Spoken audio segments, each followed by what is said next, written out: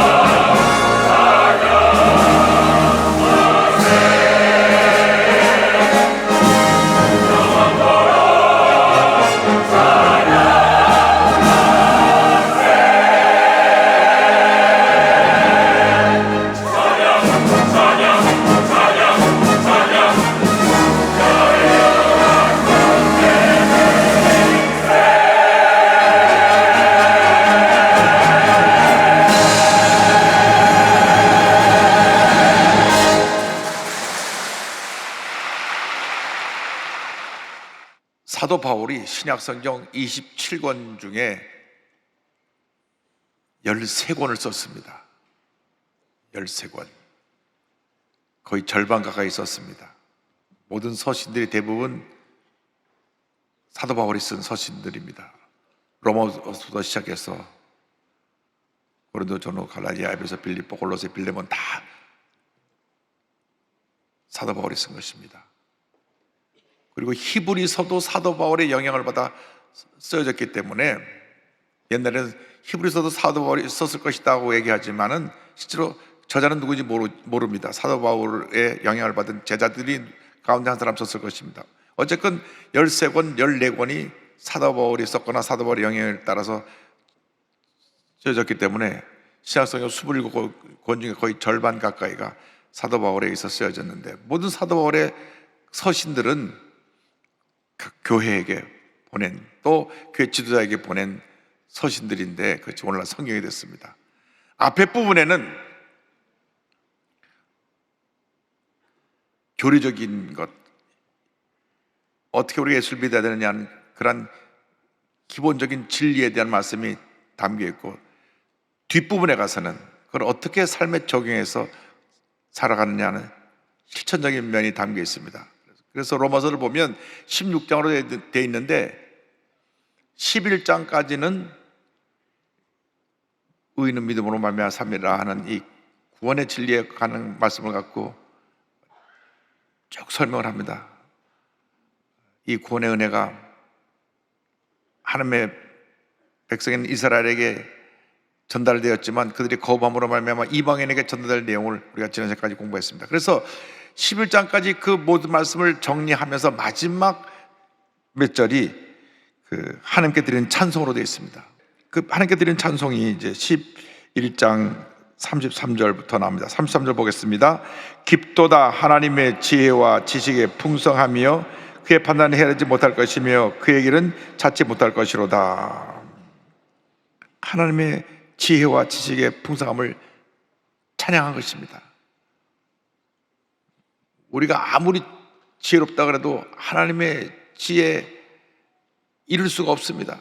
그래서 하나님의 그 지혜를 우리에게 보여준 것이 이 말씀입니다. 말씀을 통해서 하나님의 지혜를 알게 됩니다. 지혜와 지식과의 무슨 어떤 차이가 있느냐? 지식은 우리에게 이게 기록된 전달된 말씀의 진리고, 지혜는 이 말씀의 진리를 어떻게 잘 삶에 적용해서 사용하느냐 하는 것이 지혜입니다. 그러므로 여러분에게 지식도 필요하고 지혜도 필요합니다. 지혜 없는 사람들이 자꾸 말실수하고 자꾸 문제를 일으키는 것입니다. 우리가 지식적으로 깨달은다면 지혜롭게 말씀을 잘 활용하는 삶을 살아야 됩니다. 그런데 그 하나님의 그 깊고 넓으신 그 하나님의 지혜와 지식, 그리고 하나님의 그 놀라우신 모든 부분을 우리가 누구도 하나님의 말씀을 할 수 없다. 34절입니다. 다 같이요. 누가 주의 마음을 알았느냐? 누가 그의 모사가 되었느냐? 이사야 4장 13절을 인용한 것입니다. 누가 야훼의 영을 기도하였으면 그의 모사가 되어 그를 가르쳤으랴. 누가 하나님을 가르칠 수가 있고, 누가 하나님의 그 모사, 카운슬러, 그 상담자가 돼서 말할 수 있는 사람이 없다는 것입니다. 하나님은 홀로 완전하시고 홀로 모든 것을 다 알고 계시고 우리에게 전하시는 전전능하신 하나님이 되십니다. 그래서 하나님은 스스로 모든 걸 다 갖고 계시기 때문에 하나님은 무엇 하나 부족함이 없으신 분이신 것입니다. 모든 걸 소유하고 계시기 때문에 하나님은 스스로 모든 걸 우리에게 베풀어 주시지 우리에게 의존하지 않으십니다. 35절입니다. 누가 주께 먼저 드려서 갚으심을 받겠느냐? 누가 주님 앞에 드려서 그것을 주님께로부터 돌려받겠냐고 할 수 있는 사람이 아무도 없다는 것입니다. 욥기서 41장 11절입니다. 누가 먼저 내게 주고 나로 하여금 갖게 하겠느냐? 온 천하에 있는 것이 다 내 것이니라. 우리가 받은 은혜를 감사하는 것이지, 주님께서 주신 것을 다시 주님 앞에 내놓는 것이지, 우리가 우리 것을 들여서 주님 앞에 드릴 수 있는 능력은 아무도 없습니다. 그래서 모든 영광을 우리가 주님께 돌려야 되는 것입니다. 만물이 주로부터 나오고 주님께로 돌아갑니다. 36절입니다. 이는 만물이 주에게서 나오고 주로 말미암고 주에게로 돌아갑니다. 그에게 영광이 세세에 있을지어다. 아멘. 이 말씀 굉장히 중요한 의미를 담고 있습니다. 우리가 세상 살아가면서 우리는 사람들에게 칭찬받고 인정받기를 좋아합니다. 박수갈채를 받기를 좋아합니다. 우리가 살아가는 동안 우리가 박수갈채 받을 때 모든 영광 하나님께. 나의 나 된 것은 주님의 은혜라. 내가 지금 여기까지 오게 된 거 다 주님의 은혜입니다. 내가 이렇게 주님 앞에 가서 예배드리는 것도 주님의 은혜고, 내 가정이 하나님의 복 받고 잘된 것도 주님의 은혜고, 내 건강 주신 것도 주님의 은혜고, 다 주님의 은혜입니다. 주님의 은혜 감사하는 여러분 되기를 바랍니다. 이 로마서 11장 30절은 고린도전서 8장 6절에도 같은 내용이 나옵니다. 그러나 우리에게는 한 하나님 곧 아버지가 계시니 만물이 그에게서 났고 우리도 그를 위하여 있고 또한 한 주 예수 그리스도께서 계시니 만물이 그로 말미암고 우리도 그로 말미암았느니라. 그래서 1장 16절입니다. 만물이 그에게서 창조되되 하늘과 땅에서 보이는 것들과 보이지 않는 것들과 온 왕권들과 주권들이나 통치자들이나 권들이 만물이 다 그로 말미암고 그를 위하여 창조되었고, 그러니까 이상 모든 만물이 다 주님을 위해서 창조되고 모든 권력 권세도 다 모든 영광 하나님께. 그래서 미국에서 대통령을 뽑고 나서 가장 멋있는 것은 성경책에 딱 손 얹고 마지막에 선사하는 겁니다. 맨 마지막에 뭐라 그러냐면 대법원장 앞에서 따라합니다. So help me God. 하나님 나 도와주세요. 할렐루야. 그런 애 있게 되기를 바랍니다. 세계 최대 강대국의 대통령이 돼도 자기 힘으로 할 수 없는 거 알기 때문에 성경책에 손을 얹고 하나님 나 도와줘요. So help me God. 하나님 나 도와주세요.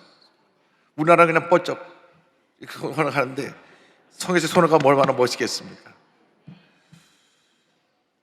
그래서 아까 처음에 설명드린 대로 로마서 1장부터 11장까지는 오직 믿음으로 구원받는다는 이신득의의 진리를 가르치고 12장부터 15장, 이제 16장 마지막 이제 결론 부분이니까 믿음으로 구원받는 사람들의 의를 실천하는 삶, 행함으로 나타내는 기독교의 삶의 모습을 설명합니다. 그래서 12장에 가면 그리스도인의 삶의 자세, 어떤 삶을 살아야 되느냐. 그래서 이제 12장부터 실제적으로 우리의 삶에 적용하는 편입니다. 제일 중요한 것은 우리가 예수 믿고 난 다음 하나님의 자녀가 되기 때문에 하나님과 나와의 관계가 중요한 것입니다. 이번에 인도네시아로 이제 선교사로 가는 우리 한사무엘 선교사님 가족이, 목사님 가족이 우리 왔는데 기도해 준데 나중에 기도받고 나서 감사 편지 밑에 보니까 첫째, 둘째, 셋째는 이름이 없어 그냥 셋째라고만 해놨어요. 뱃속에 있는 아이까지 셋째라고 써놨는데, 하나님께서 그 가정을 사랑해 주셔서 제가 주례사 맨 마지막에 기본 3명, 권장상 5명인데 3명을 지켰어요. 그래서 복받은 인생이다. 근데 중요한 것은 부모와 자식 간의 관계도 매우 중요하지만 그보다 앞서서 하나님과의 관계. 우리가 예수 믿고 하나님의 자녀가 됐습니다. 하나님의 자녀가 됐습니다. 누구의 자녀냐? 하나님의 자녀. 자기 자녀를 얼마나 우리가 사랑합니까? 자녀를 너무너무 사랑해요. 요즘은 강아지를 또 자기 자녀처럼 더 사랑해요. 막 강아지를 내 새끼 그러면서 품고 잡니다. 그런데 하나님이 우리를 얼마나 사랑하시는데, 얼마나 사랑하시냐면 우리가 죄인 되었을 때, 우리가 엉망진창일 때, 우리가 죄짓고 부리고 방탕할 때 예수님을 보내서 대신 우리를 위해서 십자가 달려 죽게 하시고 우리를 구원해 주셨어요. 그래서 하나님과의 관계 속에 우리가 어떻게 되느냐, 우리 자신이 하나님께 늘 드려지는 거룩한 산제사가 되어야 합니다. 산제사. 12장 2절 다 같이 보겠습니다. 그러므로 형제들아, 내가 하나님의 모든 자비하심으로 너희를 권하노니 너희 몸을 하나님이 기뻐하시는 거룩한 산제물로 드리라.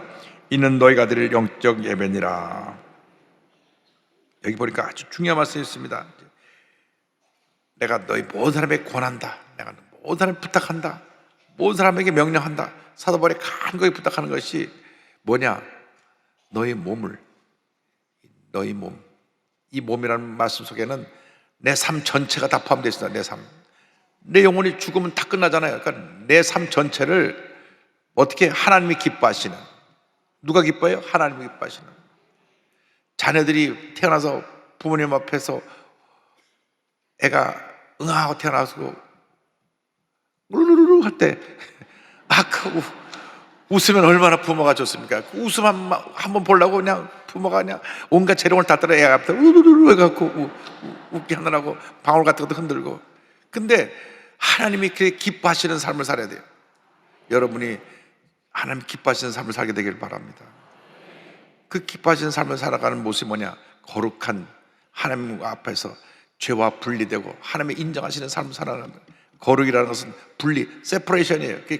죄와 분리되고 세상과 분리된 삶을 살아가는데, 그 다음에 산제사로 드리라. 여기 산제사란 말이 굉장히 중요합니다. 제사는 어떻게 드립니까? 제사. 구약의 제물을 드릴 때는 죽여서 드립니다. 짐승의 이 발을 다 잘라내고 그 몸통을 불에 태워서 하나님께 드립니다. 그러니까 우리가 산제사로 드리라 할 때 내 몸 자체를 다 바치는데 죽어진 번제물처럼 온전하게 드리라고 하는 것입니다. 살아있지만 주님 앞에서 나는 내가 죽어야 됩니다. 내 고집이 죽고 교만이 죽고 불순종이 죽고 죄의 모습이 죽고 다 죽어야 돼요. 교회에 살아있는 사람이 오면 안 됩니다. 살아있는 사람이 오면 자꾸 내가 갖고 목소리가 커지면 그 살아있는 겁니다. 내가라는 사람이 또 당신이 남 얘기 또 하는 사람이 있어요. 그거 살아있어서 그래요. 죽은 사람은 남 얘기하지 않습니다. 왜? 죽었으니까. 우리가 문제가 어디냐? 살아있어서 문제입니다. 내 고집이 살아있고 내 성격이 살아있고 뭐라는 데서 나도 옛날에 한 가닥 했어. 내가 요즘 좀 참고 사는 거야. 참고 산다면서 화를 다 내고 있어요. 왜? 산제사가 안 돼서 그래요. 진짜로 교회는 산제사로 드려진 사람들이 많으면 부흥하는 것입니다. 내가 하고 주님 앞에 드려진 제사가 되지 않냐고 살아있는 생명체로서 나를 갖다 드러내면 하나님 기뻐하지 않습니다. 살아있지만 죽어진 채로 드리라는 거예요. 산제사가 살아있지만 제사로 죽여져서 내가 고집이 죽고 교만이 죽고 불순종이 죽고 내 자아가 죽고 죽어야 돼요. 그래서 나는 아무것도 아닙니다. 한번 따라서 나는 아무것도 아닙니다. 예수님이 나의 전부가 되십니다. 이것이 산제사예요. 산제사. 그러니까 교회에서 문제를 일으키는 분들은 바로 이것이 내가 문제라는 걸 잊지 말게 되길 바랍니다. 오래전 일입니다. 어느 구역장님이 한 분이 저한테 눈물을 흘리면서 왔어요. 목사님, 저 구역장 안 할래요. 제가 교무부 목사 때니까 20여 년 전 얘기인데 왜 그러세요? 저 구역에 권사님 한 분 계신데 얼마나 성격이 강하신지 제가 권사님 때문에 못 살아요. 구역 예배인도 하면은 그렇게 저를 구역식들한테 망신을 주고 야단을 치고 나이가 많은 어르신이라 대들지도 못하고 저는 늘 당하기만 합니다. 오죽하면 제가 이사 갈 생각을 했겠습니까? 이사를 못 가니까 구역장 간둘랍니다. 권사님이 혼자 오래되셔서 늘 외롭다 보니까 구역 예배였다만 나면 혼자 외롭다는 걸 다 구역 때 푸시는 거예요. 그래가지고 제일 만만하게 구역장을 잡는 겁니다. 잡아요. 가슴 뜨끔 한번 회개하시기 바랍니다. 그래서 목사님 저는 구역장을 내려놓든지 아니면 이사를 가든지 해야 되겠습니다. 근데 이사를 갈 때까지 구역장 내려놓겠습니다. 그래서 제가 구역장님 마음 좀 고쳐먹고 우리 권사님한테도 잘해줄 수 없으니까 나 받은 상처가 얼마인데 그런 말씀하시냐고. 그래서 제가 그러지 말고 주여종의 말을 들으라고 이번 주부터 이전에 10번 노력을 10 했다면 한 100의 노력을 기울여서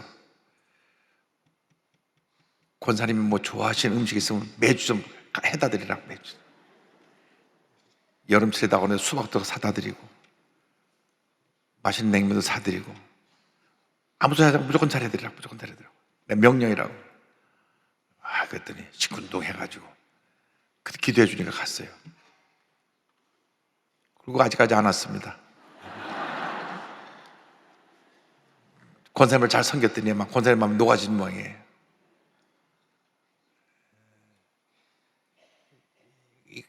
이 관계의 문제는 내가 죽어지면 됩니다. 내가 살아있으니까 아픈 거예요. 살아있으니까 나를 갈구면 아프고 힘들고 괴로운 거예요. 살아있으니까. 죽은 개는요, 걷어차도 아무 반응이 없어요. 살아있으니까 꼬리 먹어 하고 막 자기 주인도 물라 그러지. 살아있으니까. 여러분, 살아있기 때문에 그렇다니까. 살아있기 때문에. 그래서 여러분, 구역이 부흥하려면 구역장이 죽어야 돼요. 어이구, 나보러 죽으라 그러시네. 구역장이 죽어야 구역이 삽니다. 왜? 성경에 제사로 드리라 그랬죠.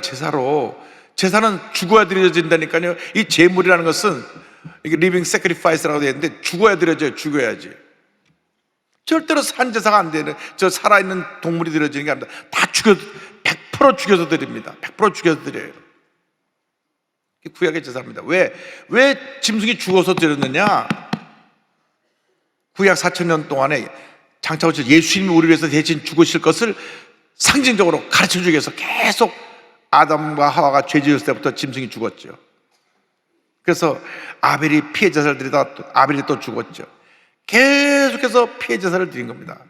계속 죽었어요. 왜? 죄 때문에. 예수님이 단번에 영원히 우리 모든 죄를 다 짊어지고 십자가에 죽으셨는데 구약의 피해 제사가 바로 그 제사인데 여기 바로 그 말씀을 하고 있는 것입니다. 하나님을 기뻐하시는 죽은 제물이 되라. 살아있지만 죽은 제물이 되라. 그러면요, 부부싸움 할 일이 없고 시어머니 섭섭할 일도 없고 난 죽었습니다 하면 되니까 그거 가지고 다툴 일도 없고 미워할 일도 없고 교회에서 싸울 일도 없고 소리 지를 일도 없어요. 살아있으니까 문제, 살아있으니까 부딪히고 아프고 섭섭하고 시험 들고 상처받고 상처받았어요. 왜? 살아있으니까 상처받아요. 죽은 사람이 무슨 상처를 받아요? 오늘 이 말씀 하나 갖고 가면 오늘 은혜 다 받은 겁니다. 그러면요, 가정의 문제 다 해결돼요. 싸울 일 없어요. 미워할 일 없어요. 답답할 일 없어요. 왜? 죽었으니까. 죽은 사람이 무엇을 자기 자랑을 합니까? 무슨 영광을 누립니까? 죽었는데. 여러분, 상급은 하늘나라 가서 받아. 하늘나라야. 하늘나라에 큰 상급이 예비되어 있습니다. 성경 사람들이 많이 오셨는데 다 하늘나라 상급을 많이 쌓아놓고 계신 분들이에요. 그래서 예수 믿는 사람은 하나님이 기뻐하시는 거룩한 산제사로 드리는 주님의 자녀들이 되기를 바랍니다. 2절까지만 하겠습니다. 이 생을 따르지 않는 삶을 살아야 됩니다. 2절 다 같이 보겠습니다. 너희는 이 세대를 본받지 말고 오직 마음을 새롭게 함으로 변화를 받아 하나님의 선하시고 기뻐하시고 온전한 뜻이 무엇인지 분별하도록 하라. 이 세상을 본받지 말아라. 이 세상을 본받지 말아라. 여러분, 이 세상에 정말 죄가 온 세상을 덮었습니다. 정말 우리 기도만 해도 하나님 아버지, 이 세대를 본받지 말고 이 세계에 막 마약이 막 퍼져고 마약 이것을 우리나라가 막아야 됩니다. 동성애가 막 퍼져. 동성애가 들어오면 이 나라 망합니다. 우리나라 1,000여만 크리스찬이기 때문에 우리나라를 지키고 있는 것입니다. 1,000여만 크리스찬이 동성애를 딱 막고 있습니다. 동성애 문이 열리는 순간 우리나라가 무너지는 겁니다. 가족이 무너지고 사회가 무너지는 겁니다. 막아야 되는 것입니다. 세대를 본받지 말고, 그 다음에 어떻게 마음을 새롭게 함으로, 날마다 마음이 새로워져야 합니다. 무슨 말이냐면 늘 첫사랑으로 회복하라. 처음 예수 믿었을 때 모습으로 또 회복되고 또 회복되고 또 회복되고 또 회복되길 바랍니다. 마음이 무뎌지면 안 돼요. 마음에 기쁨이 사라지고 감사가 사라지면 안 돼요. 마음에 늘 샘솟는 기쁨이 있어지는 겁니다. 그래서 변화를 받아라. 여러분, 달라지라는 것입니다. 어제보다 오늘하고 오늘보다 내일이 나야죠. 난 원래 그런 사람이요, 그리고 살면 안 돼요. 그런 사람이 변화가 돼야죠. 인격적으로 성숙해지고 모든 면이 나아지게 되기를 바랍니다. 그래서 이 세상 살아가면서 하나님의 선하시고 기뻐하시고 온전한 뜻이 무엇인지 분별하라. 하나님의 선하신 뜻, 하나님의 기뻐하신 뜻, 온전한 뜻을 찾아서 그 뜻을 분별하고 그 뜻을 지켜 행하는 여러분 모두가 되기를 주님의 이름으로 축원합니다. 여러분, 인생은 짧게 지나갑니다. 눈 깜짝할 사이에 지나갑니다. 그러나 예수 믿고 바로 사는 것처럼 큰 복이 없습니다. 예수 믿는 것은 일대일대의 축복이요, 예수 믿고 하나님의 뜻대로 살아가면 영혼이 잘됨 같이 범사가 잘 되며 강건하게 되고 세물에 풍성한 은혜가 우리 모두에게 임하게 될 것입니다. 기도하겠습니다. 사랑과 은혜와 자비가 원하신 하나님 아버지, 이 세상은 절망으로 뒤덮여 있고 어둠으로 뒤덮여 있습니다. 주님, 예수 잘 믿고 이 세대를 본받지 말고 변화받아서 세상을 변화시켜 나가는 주님의 귀한 일꾼들이 다 되게 하여 주옵소서. 예수님의 이름으로 기도 올리옵나이다. 아멘.